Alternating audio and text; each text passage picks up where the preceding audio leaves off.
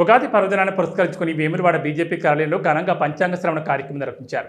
ఈ సందర్భంగా పండితులు తీగూళ్ల శ్రీకాంత్ శర్మ పంచాంగ శ్రవణం నిర్వహించి నూతన సంవత్సర ఫలితాలు, గ్రహస్థితులు, ప్రజల జీవన విధానంపై వాటి ప్రభావం గురించి వివరించారు. ఈ సందర్భంగా సమాజానికి సేవలందించిన సుమారు 80 మంది ప్రముఖులను సన్మానించి పట్టు వస్త్రాలు, స్మారక చిహ్నాలు అందజేసి ఘనంగా గౌరవించారు. ఈ సందర్భంగా బీజేపీ జిల్లా మాజీ అధ్యక్షులు ప్రతాప్ రామకృష్ణ మాట్లాడుతూ, ఉగాది పండుగ మన సంస్కృతి సంప్రదాయాలకు ప్రతీకని, ఇలాంటి కార్యక్రమాలు సమాజంలో ఐక్యతను పెంపొందిస్తాయని అన్నారు. అలాగే ప్రజలందరికీ ఉగాది పండుగ శుభాకాంక్షలు తెలిపారు. ఈ కార్యక్రమంలో బీజేపీ పట్టణ అధ్యక్షులు రాపెల్లి శ్రీధర్, కుమారి శంకర్, రేగుల మల్లికార్జున్, అంజిబాబు, బోనాల శివ తదితరులు పాల్గొన్నారు.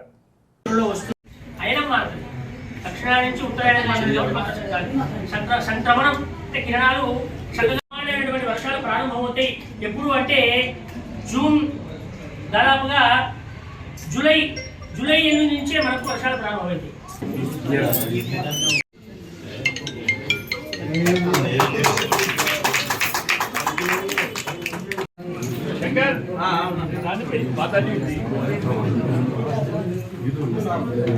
జై శ్రీరామ్.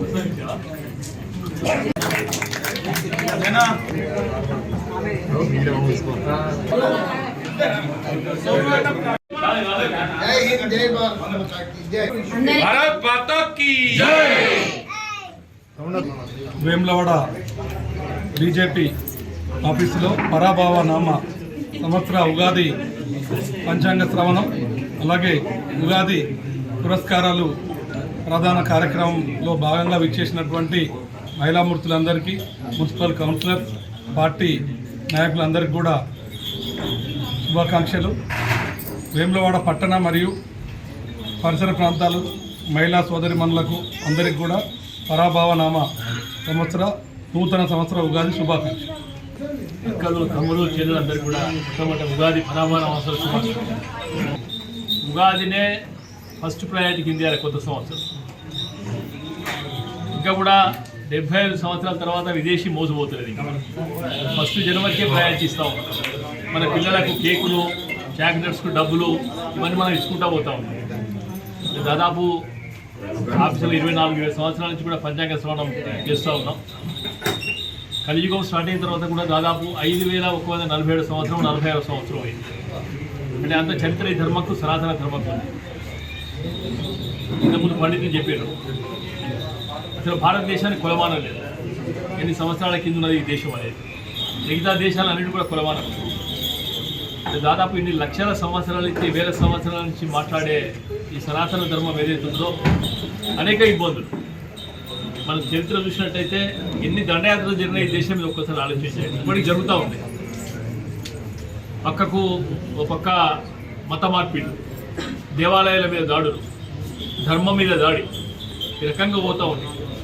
అంటే హిందువులం చాలా మంచి వాళ్ళ వేరే వాళ్ళ జోలికి మరొక మన ధర్మమే, హిందూ ధర్మంలోకి రమ్మని ప్రచారం మనం ఎక్కడ చేస్తలేదు.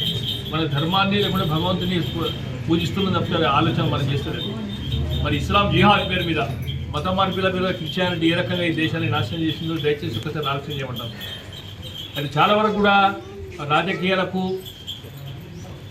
మతానికి, ధర్మానికి సంబంధం లేదనుకుంటా ఉన్నాం మనం.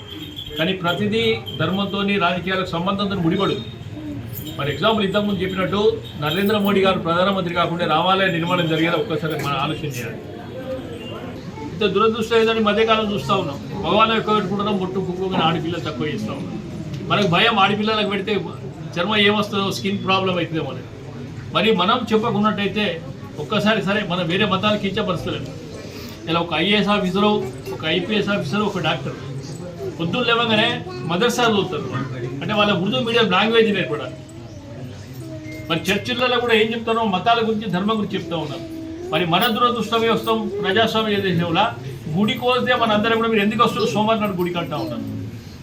వాడేమో ఆదివారం వస్తే భోజనం పెడతా, నాన్ వెజిటేరియన్ పెడతా, చికెన్ పెడతా, మటన్ రాని చర్చలకు పిలుస్తూ ఉన్నాడు. వీడు లవ్ జిహాద్ పేరు మీద మతం మార్చే ప్రయత్నం చేస్తే అమ్మాయిని డ్రాప్ చేసుకుంటాడు.